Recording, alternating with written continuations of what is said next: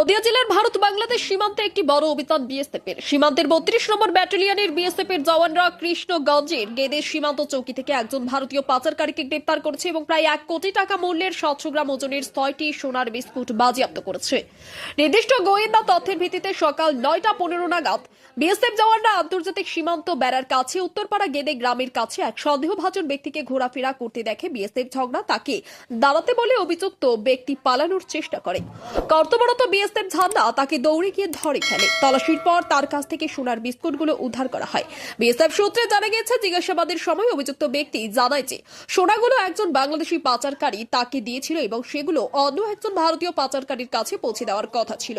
গ্রেপ্তারকৃত ব্যক্তি এবং বাজেয়াপ্ত জিনিসপত্র পরবর্তী আইনি পদক্ষেপের জন্য সংশ্লিষ্ট কর্তৃপক্ষের কাছে হস্তান্তর করা হয়েছে। অঞ্জন শুকুলের রিপোর্ট, খবরের দর্পণ।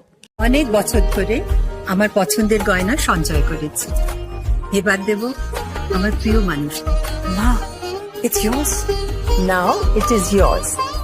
আমার পছন্দের গয়না আজ থেকে Sohan, pure and precious, Orient jewellers.